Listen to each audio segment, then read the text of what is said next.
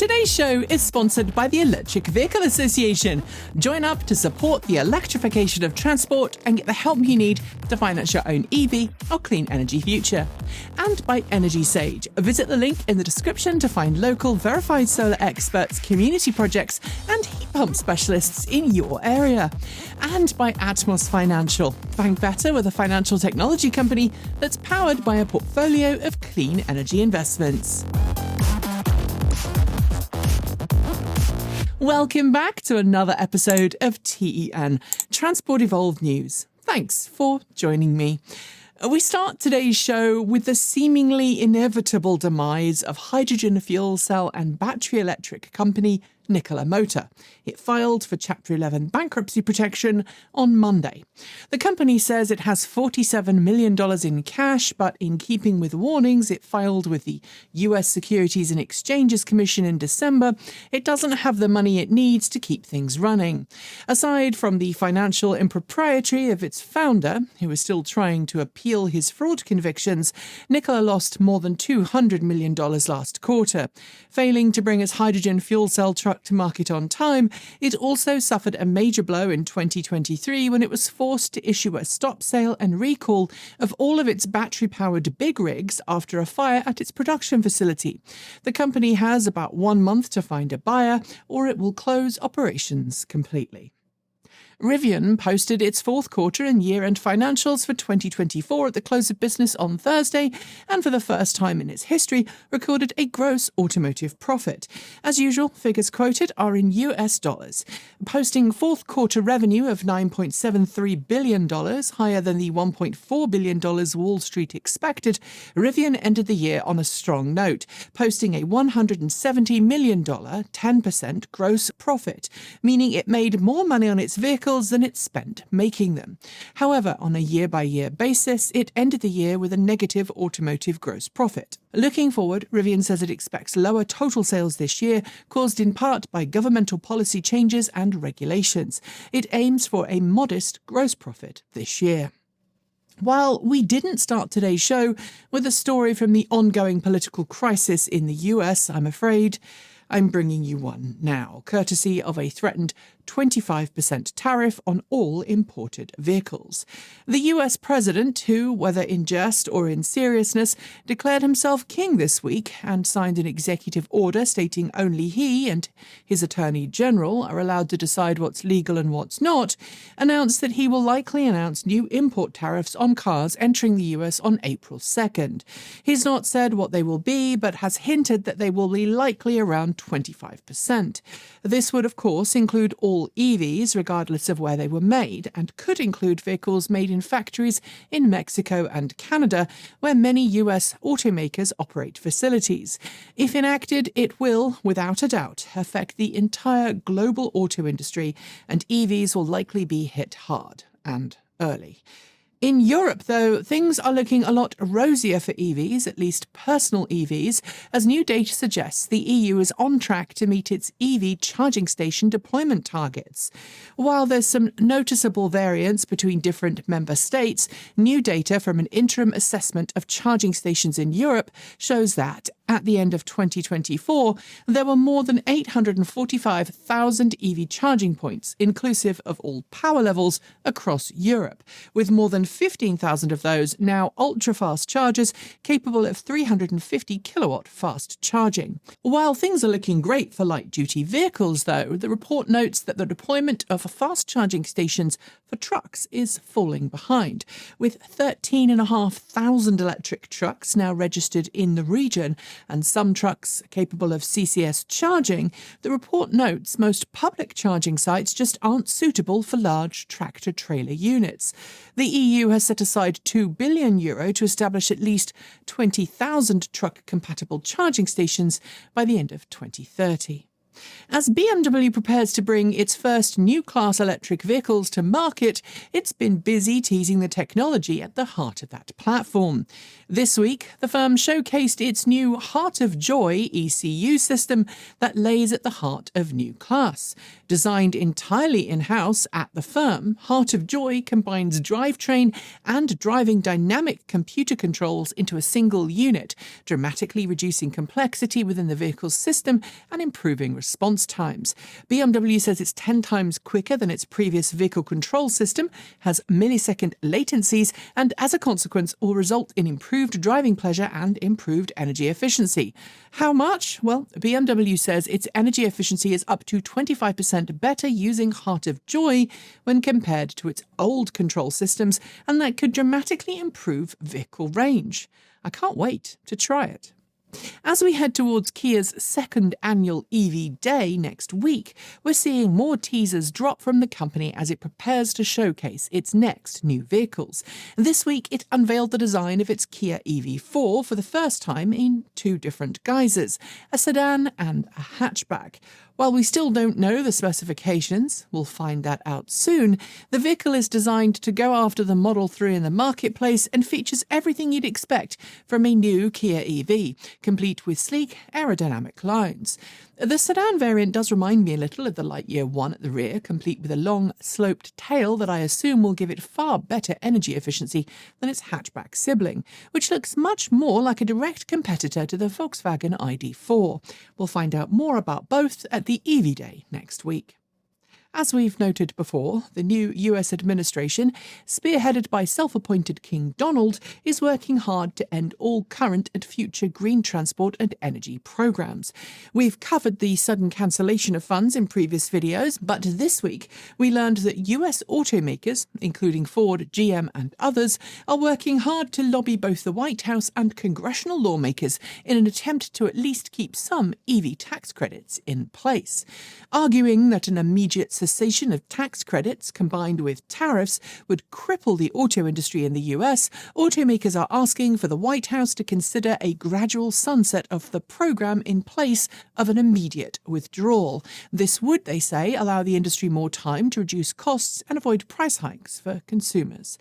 While the White House continues its war on cleaner transportation and energy, it looks as if consumers are not buying the hype, with new data suggesting EV interest is still rising. A new survey published by CDK Global this week showed that during 2024, a full 31% of gasoline car owners looking to buy a new car said they plan to buy an EV as their next vehicle. That's up from the 18% of folks in 2023 who said the same thing. Interest in EVs from hybrid buyers was even higher, with 54% of hybrid owners questioned saying they'd go electric for their next car, up from 38% in the previous year. While the report did generally only have good things about the progress in EV attitudes to say, even acknowledging that charging was better than in previous years, it notes that the majority of shoppers still thought EV maintenance costs were higher than with other vehicle types, something that's demonstrably not true. Sticking with the growth in the EV market in the face of kakistocracy, J.D. Power released its newest market predictions for 2025, showing it believes EV sales will still rise in the US despite everything. Last year, there was a 58% increase in franchised EV sales. That's EVs sold through traditional franchise dealerships, which helped offset the drop in sales from direct-to-customer brands. All in all, by volume, EV sales in the US rose by about 7% in 2024. This year, J.D. Power predicts that the overall automotive market will rise by about 3%, and that EV sales will rise by a similar figure. This will result in more EV sales year over year by volume, but likely no change in overall EV market share as a percentage. It's not the growth that many of us would like, but it is growth. Given the dramatic drop in sales in some US markets of a certain US automaker whose CEO is not all that popular right now, it's a prediction that could be a whole lot worse given everything happening. If you've been around in the EV world for a while, you might know about the Toyota RAV4 EV, the small, eminently practical CUV that Toyota made at the turn of the century. You probably know about its limited production run, limited availability, and the fact that most but not all were lease-only rather than outright purchased, resulting in the destruction of the majority of RAV4 EVs after automakers successfully lobbied to end California's ZEV mandate. You might also know I used to own one, as did Kate Bolton Elliott. And you might know about the second-generation compliance car Toyota RAV4 EV, which again was a cracking vehicle that used Tesla-engineered drivetrains. With Toyota reluctant to support either vehicle today and Toyota favouring hybrid and hydrogen fuel cell, we would expect that there would never be another RAV4 EV. But this week, we heard a rumour via Electrek that suggests that might just happen. Citing internal documents from Toyota, it claims that an electric RAV4 is in development, which, given the RAV4's popularity, might help Toyota turn its EV sales around. It's just an unconfirmed rumour right now, but it's one that has me intrigued. Our shorts are coming in a second, but first a message from one of today's video sponsors, Energy Sage. Energy Sage helps homeowners connect with local verified solar installers across the US and now heat pump specialists in select markets who really know their stuff and can help you navigate the process of installing solar panels, help you join a community solar program, or get a heat pump installed. We used Energy Sage when we were looking for installers willing to help us put solar panels on the roof of our home, and our Energy Sage verified installers are professional, knowledgeable, and even put us in touch with an amazing credit union that allowed us to finance our solar panels for as low a monthly payment as possible. Follow the links below to sign up for either of Energy Sage's free, no-obligation services and get that ball rolling today. If you choose to use an Energy Sage installer for your project, we will also get a small referral fee, so you'll be helping us too. Help the grid get greener, save money, and support the channel? It's a win-win-win. And now, it's time for our news shorts. Hyundai has issued 2 separate recalls for the IONIQ 5 in the US, one to address reduced braking performance affecting just over 1,500 cars, and one to address a rear side airbag malfunction affecting 33 cars. Owners will be notified shortly.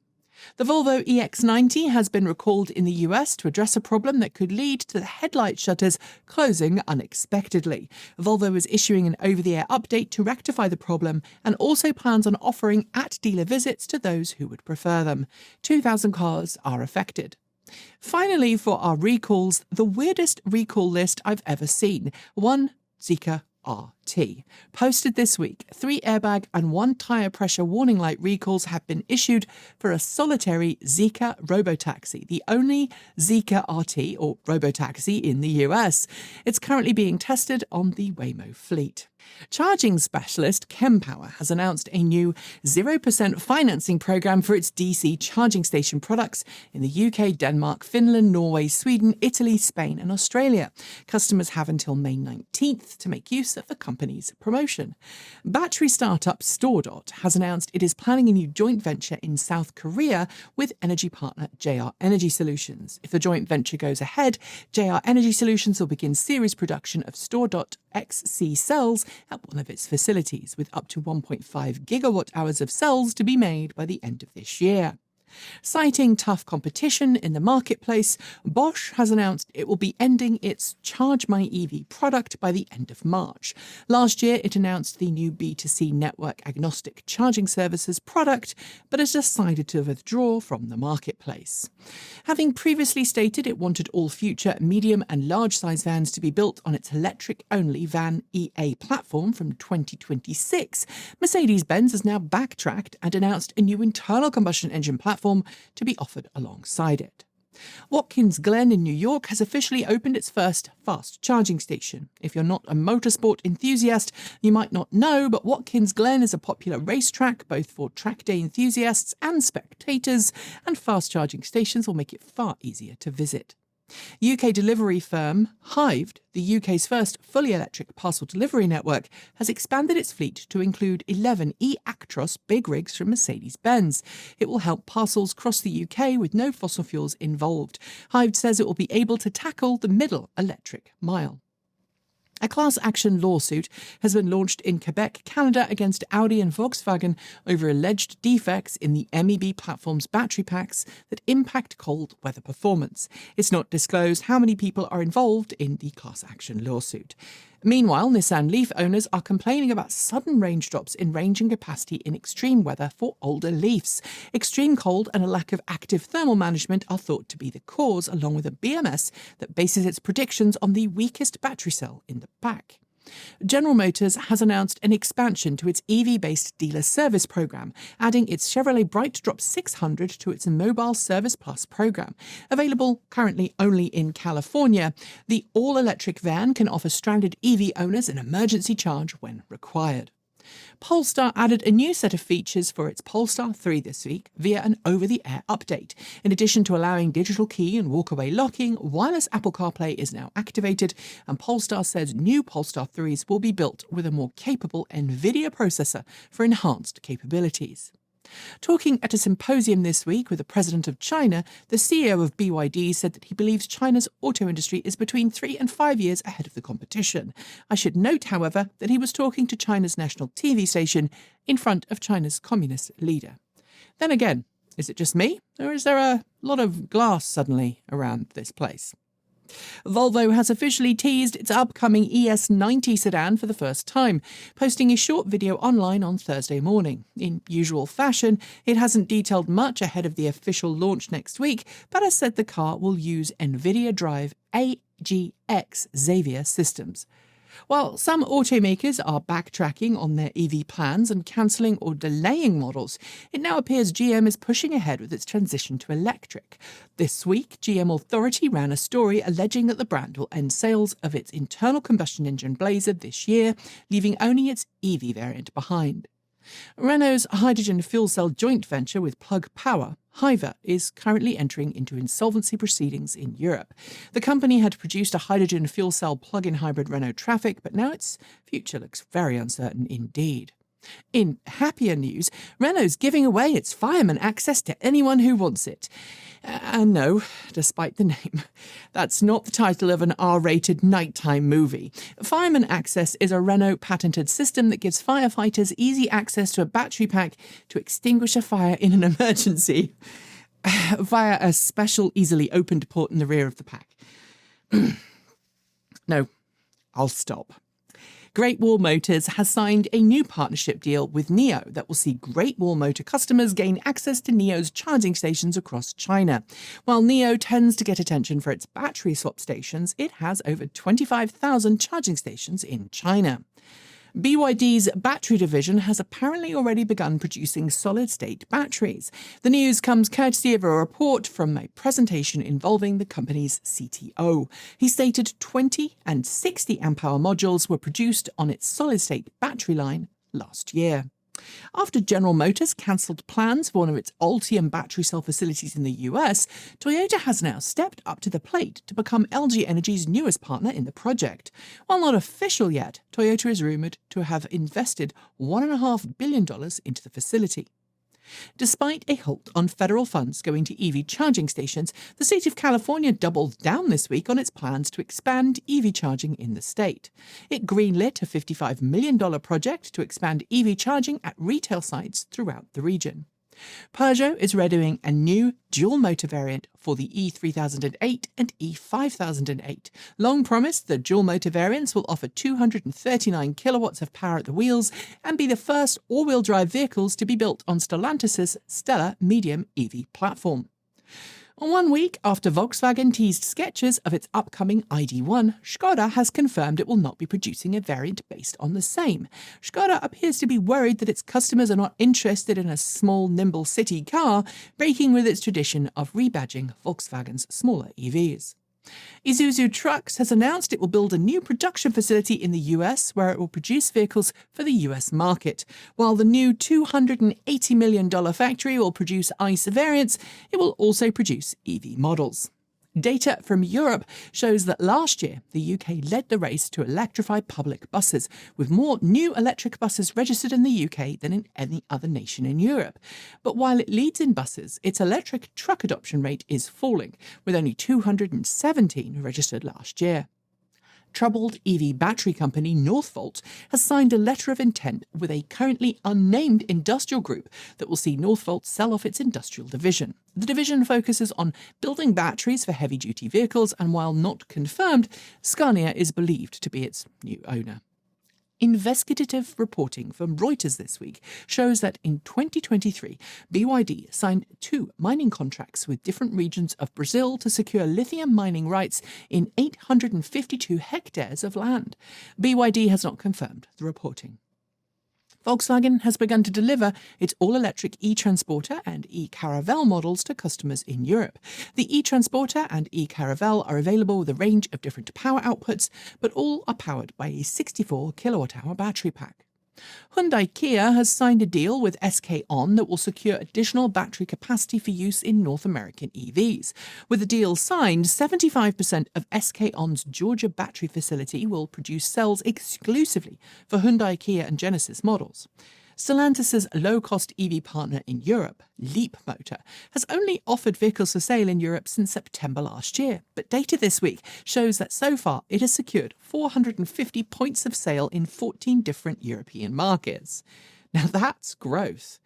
Tata Group has confirmed that its planned 40 gigawatt-hour battery cell facility in Somerset, UK, is now officially happening. It will open sometime next year and produce cells for Jaguar Land Rover. The UK National Grid is currently in the process of hooking up power lines to the facility. Apple Music and Rivian have partnered to introduce what they're calling immersive spatial audio for Rivian R1 models. The feature will be included via an over-the-air software update for R1T and R1S models, but obviously will require an Apple Music subscription. Ford has filed a new patent that covers a new way of charging an EV quickly by employing a disconnect system that is capable of physically splitting the battery pack in two, allowing the two halves to be charged independently of one another using 2 charging inlets. Stellantis has officially priced its new Ram ProMaster EV for the US market. Available in 3 different configurations, it will start from $58,490 with a starting range of 164 miles per charge. A $6.6 billion low-interest federal loan that had been approved for Rivian to build a new facility in Georgia has apparently entered into something of a limbo state. While the loan agreement was signed before President Trump's inauguration, the governor of Georgia says he's not sure where the funds are or if they are coming. Toyota has unveiled its 3rd-generation hydrogen fuel cell system, a system that it hopes will not only be used in passenger cars and industrial applications, but also scaled up for use in commercial heavy-duty trucks. Toyota says its new stack is as durable as a diesel engine. At the same time, Toyota says it expects 1/2 of its vehicles in the US this year to be electrified. But as is usually the case, I should caution that the term electrified, especially when discussing Toyota, also includes hybrids, plug-in hybrids and fuel cell vehicles alongside battery electric vehicles. Chevrolet debuted its latest high-performance concept car last week in the form of the Blazer EV.R NASCAR, Chevrolet's answer to Ford's high-performance race prototypes. It's fitted with 3 motors, develops 1,300 horsepower, and has a 78 kilowatt-hour battery pack. Volvo and Polestar owners with Samsung smartphones can now use their Samsung Wallet app as a digital key. Using the same technology found to keep your virtual credit card safe, the virtual keys can operate over ultra-wideband, near-field communication, and Bluetooth Low Energy. Rolls-Royce has unveiled its latest and most exclusive electric model yet, the Rolls-Royce Black Badge Spectre. It's got 485 kilowatts at the wheels, making it the most powerful Rolls-Royce ever made. Don't ask the price though, a very few can afford one. 1 week before its 2nd annual EV Day, Kia, in addition to unveiling the design of the EV4, has revealed the design of its first all-electric van, the PV5, a van that's already got a lot of attention and even some signed orders from large firms. It promises to shake up the electric van market. And finally for the shorts, while the EPA approved California's rules to set tougher emission standards just before the end of the Joe Biden administration, the new White House and the EPA's newly appointed administrator have vowed to open congressional inquiries into the approval, ostensibly to repeal the approval and force California's EV progress backwards. And those are your news shorts. There will be more next week. Our final two stories are next, but first, a quick word from friend of the channel, Atmos Financial. Imagine a bank where your savings not only grow, but also go towards growing a greener world. That's exactly what Atmos Financial does for you. With Atmos, every dollar in your checking and savings account is funding projects that light up lives with solar energy rather than fossil fuels. Atmos is banking that builds a better tomorrow with every swipe of your card today because it's committed to investing 100% into clean, equitable and sustainable progress. With a competitive savings rate and a mobile app, your finances and the climate can go hand in hand. It charges no monthly fees and there are no minimums keeping you awake at night. It even offers accessible solar loans for those who want to give the fossil fuel industry the ultimate middle finger. By joining Atmos using the link below, you're not only choosing a smarter way to bank, you're planting seeds for a healthier earth. And since every sign-up supports this channel, it means we can keep bringing you the content you love. I'm personally a customer and I love knowing that I'm helping save money while also making sure my money doesn't end up funding the fossil fuel industry. As always, thanks to Atmos for sponsoring the show. And now it's time for those last two stories. There's a bit of a trend we're starting to see in the EV world of late in which regular models are given a bit of an off-road vibe. There's the Hyundai IONIQ 5 XRT, there's the Ford Mustang Mach-E Rally, and as we detailed in last week's show, the Volvo EX Cross Country. This week, Rivian jumped into the game with a special edition, but given that Rivian's vehicles are already very off-road capable, I know I've driven a real off-road trail in one, it went for styling instead. Enter the Rivian California Dune Edition. Take a regular tri-motor Rivian R1T or R1S, add a special interior and give it a new exclusive paint job. It's worth noting that the interior is based on Rivian's Adventure trim rather than the less robust, more luxurious Ascend trim that's normally found in tri-motor Rivians. Oh, and you get some new snazzy wheels that I adore because they're designed to look like old-school Steelies, even though they're not. And no, just because it's the Dune edition, you don't get any free spice with it. Sorry. And finally, I don't know about you, but I think modern cars are just too darn large. And while I'm sure the comments section will be brimming with folks that are angry that we've not covered the new swashbuckling crash test results showing that large trucks can be safe, I still think smaller is better, which is where Asnom Automotive comes in and its new Smart 14.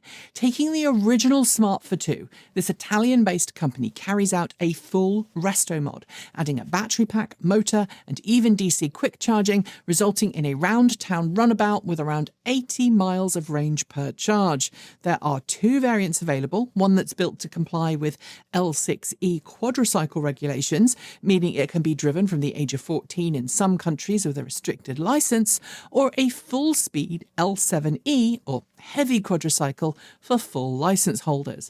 I love it not only because it's repurposing an icon and keeping a car out of a junkyard, but it's also bringing mobility to more people. Sadly, I don't have the price on hand, but I don't expect it to be cheap. Still, it's still preferable to the alternative I mentioned at the start though. Just saying.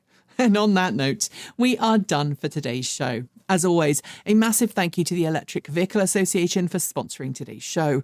They've been advocating for electric vehicles since 1967 and firmly believe our future depends on us making the switch to clean, green electric cars today.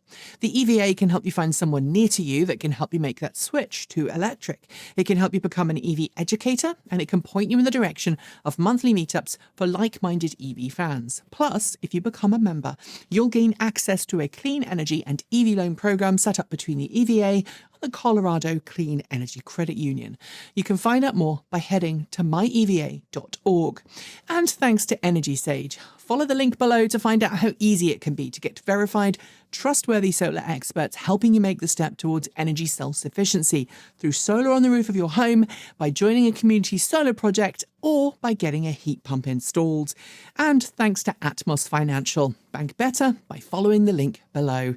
And if you are someone who made your own energy or transportation greener this week, good job. Well done. If you'd like to support the channel directly, please consider supporting us from $1.50 a month on Patreon or just over $13 a year if you pay annually. We are viewer supported because we believe the information we produce should be free to everyone. So if you support us, thank you. Don't forget too that we have swag you can buy over at our swag store, and you can also make one-off donations using Ko-fi, Bitcoin, or old-fashioned checks. We also have a new Amazon affiliate program code you can use if you decide you need to support Mr. Bezos. Personally, we don't like Amazon and try to not use it, but since Amazon allocates a percentage of its funds either to affiliates or its own bank account, we'd much rather, if you do use Amazon, you'd help us out rather than Jeff if and when you have to use the site. So link in the down below. You can find other content from us on our main channel and on Transport Evolved Take 2. We publish on a Tuesday, Thursday and Saturday here on our main channel, plus on a Sunday you can find us over on Transport Evolved Take 2. To finish, remember that you are valid, you are loved, and you have a place in this world, even if you are among the increasingly large number of people now being targeted by a government for sleepily existing or having the wrong type of job or coming from the wrong place. Know that it's okay to not be okay. And it's okay to be angry, scared, and just want to curl up. But know that existence is resistance. I tell that to myself every day, and it makes it harder for hate to exist. So be inspirational, be yourself, be bold, and do good. Don't let hatred win. And for goodness sake, make up some safety phrases and escape plans you can use with your friends and family if needs be. Speak up, be bold, tell people about Tarjeta Roja, red cards, make sure you attend your local community town halls, and become an active voice if you want to change the way things are going. And no, we are not going anywhere, however many threats are coming our way. And there have been many this week. So until next time, stay safe regardless of your identity or who you love. Be an amazing ally, be kind, be that positive change you want to see in the world. And please, for the sake of everyone's future, don't let hate or ignorance win. As always, keep evolving.